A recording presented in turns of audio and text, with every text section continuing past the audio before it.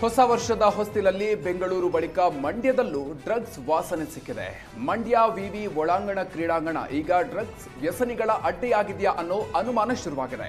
ಮಂಡ್ಯ ವಿವಿಯ ನಿರ್ಮಾಣ ಹಂತದ ಕಟ್ಟಡ ಅಕ್ರಮ ಚಟುವಟಿಕೆಗಳ ತಾಣವಾಗಿ ಮಾರ್ಪಟ್ಟಿದೆ.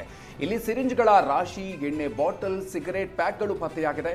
ತಾಲೂಕು ಕಚೇರಿಯ ಪಕ್ಕದಲ್ಲೇ ಇರುವಂತಹ ಕಾಲೇಜಿನ ಒಳಾಂಗಣ ಕ್ರೀಡಾಂಗಣದಲ್ಲಿ ಇಂಥ ವಸ್ತುಗಳು ಪತ್ತೆಯಾಗಿದ್ದು ವಿದ್ಯಾರ್ಥಿಗಳು ಮಾದಕ ವ್ಯಸನಕ್ಕೆ ಬಲಿಯಾಗ್ತಿದ್ದಾರಾ ಅನ್ನೋ ಆತಂಕ ಶುರುವಾಗಿದೆ.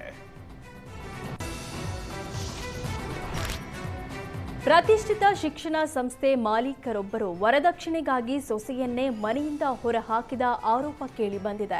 ಮಾಗಡಿಯ ಪ್ರತಿಷ್ಠಿತ ಮಾರುತಿ ಶಿಕ್ಷಣ ಸಂಸ್ಥೆಯ ಮಾಲೀಕ ಗಂಗರಾಜು ವಿರುದ್ಧ ಸೊಸೆ ಇಂಥದೊಂದು ಆರೋಪ ಮಾಡಿದ್ದಾರೆ. ಮದುವೆಯಾದ ಒಂದೇ ವರ್ಷಕ್ಕೆ ವರದಕ್ಷಿಣೆ ಕಿರುಕುಳ ನೀಡಿ ಮನೆಯಿಂದ ಹೊರಹಾಕಿದ್ದಾರಂತೆ. ಮದುವೆಯಾದ 1 ತಿಂಗಳಿಗೆ ಕಿರುಕುಳ ಆರಂಭಿಸಿದ್ರು. ವರದಕ್ಷಿಣೆ ನೀಡದಿದ್ರೆ ಮಗನಿಗೆ ಬೇರೊಂದು ಮದುವೆ ಮಾಡುವ ಬೆದರಿಕೆ ಹಾಕಿದ್ದಾರೆಂದು ಯುವತಿ ಕಣ್ಣೀರಿಟ್ಟಿದ್ದಾಳೆ. ಘಟನೆ ಸಂಬಂಧ ಮಾಗಡಿ ಪೊಲೀಸ್ ಠಾಣೆಯಲ್ಲಿ ಪ್ರಕರಣ ದಾಖಲಾಗಿದ್ದು ನ್ಯಾಯ ಕೊಡಿಸುವಂತೆ ಶಾಲೆ ಮುಂಭಾಗ ಯುವತಿಯ ಕುಟುಂಬಸ್ಥರು ಪ್ರತಿಭಟಿಸಿದ್ದಾರೆ.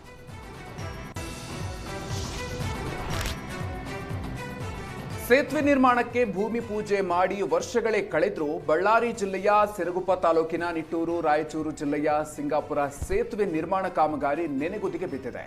ನಿಟ್ಟೂರು ಗ್ರಾಮದ ಬಳಿ ಹರಿಯುವ ತುಂಗಭದ್ರಾ ನದಿಗೆ ಸೇತುವೆ ನಿರ್ಮಾಣ ಕಾರ್ಯರೂಪಕ್ಕೆ ಬಾರದ ಹಿನ್ನೆಲೆ ನಿತ್ಯ ಸಂಚರಿಸುವ ಜನರಿಗೆ ಯಾಂತ್ರಿಕ ದೋಣಿಯೇ ಗತಿಯಾಗಿದೆ. ನಿತ್ಯ ಈ ಮಾರ್ಗದಲ್ಲಿ ನೂರಾರು ಬೈಕ್ ಹಾಗೂ ಸಾವಿರಾರು ಜನ ನಿತ್ಯ ಸಂಚರಿಸುತ್ತಾರೆ. 20ಕ್ಕೂ ಹೆಚ್ಚು ಬೈಕ್ ಮತ್ತು 50ಕ್ಕೂ ಹೆಚ್ಚು ಜನರನ್ನ ಒಮ್ಮೆಲೆ ಕರ್ಕೊಂಡು ಹೋಗಲಾಗ್ತಾ ಇದೆ. ಇಷ್ಟೊಂದು ಭಾರ ಅಪಾಯಕಾರಿಯಾದರೂ ಸ್ಥಳೀಯರು ಅನಿವಾರ್ಯ ಅಂತ ಹೇಳ್ತಾ ಇದ್ದಾರೆ. ಸೇತುವೆ ನಿರ್ಮಾಣದಿಂದ ಎರಡೂ ಜಿಲ್ಲೆಯ ಹಲವು ಗ್ರಾಮ, ತಾಲೂಕು 70 ಕಿಲೋಮೀಟರ್ ಮಾರ್ಗ ಕಡಿಮೆಯಾಗೋದಲ್ಲದೆ ಸಮಯ ಕೂಡ ಉಳಿಯುತ್ತೆ.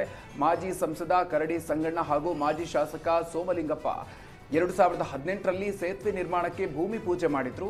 ಆರಂಭದಲ್ಲಿ 80 ಕೋಟಿ ರೂಪಾಯಿಯಷ್ಟು ಇದ್ದಂಥ ಅಂದಾಜು ವೆಚ್ಚ ನಂತರ 120 ಕೋಟಿಗೆ ಏರಿಕೆಯಾಗಿದೆ.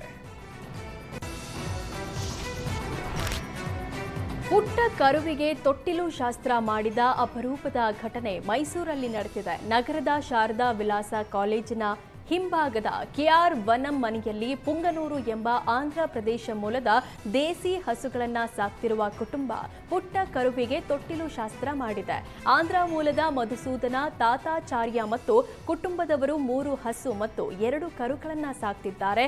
ಇತ್ತೀಚೆಗಷ್ಟೇ 2 ಕರುಗಳಿಗೆ ಈ ಕುಟುಂಬ ಮನೆಯ ಮಕ್ಕಳಂತೆ ಪುಟ್ಟ ಕರುವಿಗೆ ತೊಟ್ಟಿಲು ಶಾಸ್ತ್ರ ನಡೆಸಿದ್ದಾರೆ.